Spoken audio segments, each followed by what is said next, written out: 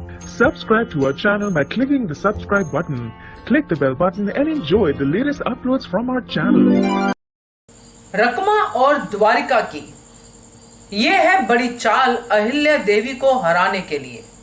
नमस्कार दोस्तों, स्वागत है आपका आपके अपने चैनल हंग्री स्पिरिट्स में। हंग्री स्पिरिट्स देख रहे सारे दर्शकों का मैं अंजू शर्मा दिल से स्वागत करती हूँ।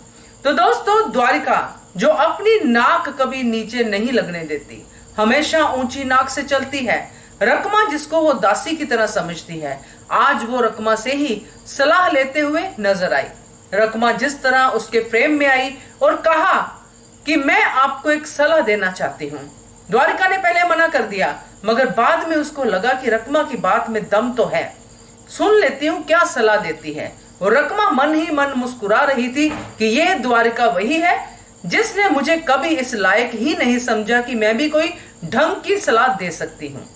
तो ये सलाह क्या थी और क्या हो सकती है इसके पीछे की गहराई, चलिए बात करते हैं। मगर पहले वही गुजारिश, जिन्होंने अभी तक चैनल को सब्सक्राइब नहीं किया है कृपया कर लीजिए। साथ में दोस्तों बेल आइकॉन दबाइएगा ताकि आपको हमारे वीडियोस के नोटिफिकेशन मिलते रहें।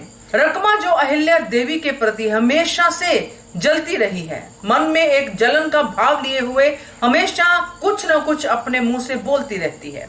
अहिल्या देवी ने अब उनको भी सुनाना शुरू किया है, मगर शुरू से ही वो सहती आई हैं और इस बात को लेकर हमेशा ध्यान देती आई हैं कि रकमा जो है तुक्कू जी भाऊजी की पत्नी है।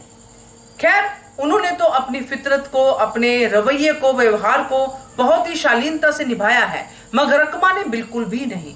उन्होंने अपनी जलन को हमेशा आगे ही बढ़ाया है और इसी का नतीजा है कि आज रकमा भी अहिल्या देवी के बच्चों को उनके खिलाफ यूज करने वाली है। ऐसी ही सलाह दी है रकमा ने द्वारका रानी को।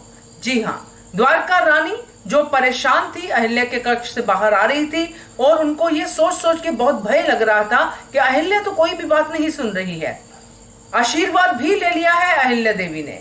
तो यहीं पे रकमा आके उनको सलाह देती है और सलाह शुरू कहां से होती है, आप लोगों ने सुना होगा ध्यान से कि जड़ है वो छोटी होती है, बीज जो छोटा होता है जिससे पेड़ बड़ा होता है, यानी कि बीज को ही नष्ट करो, बीज पे ही प्रहार करो। और वो बीज, वो जड़ क्या है, वो है अहिल्या देवी के बच्चे मालेराव और मुक्ता।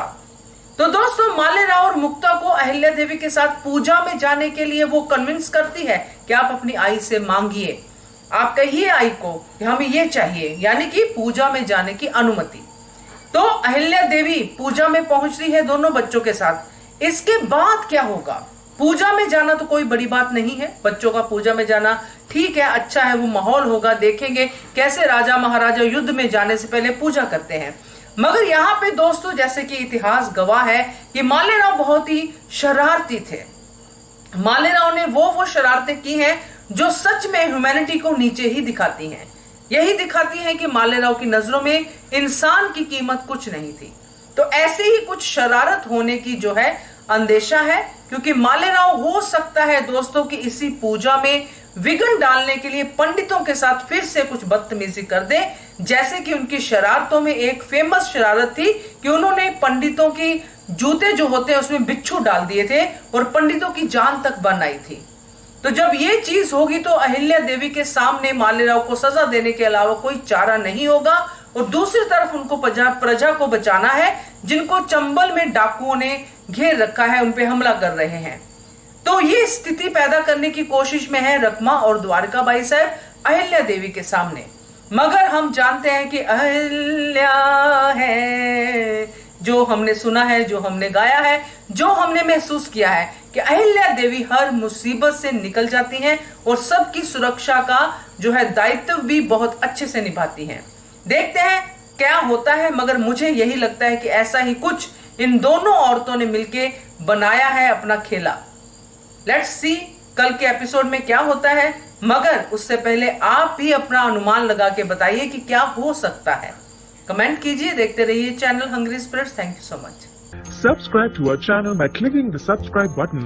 Click the bell button and enjoy the latest uploads from our channel.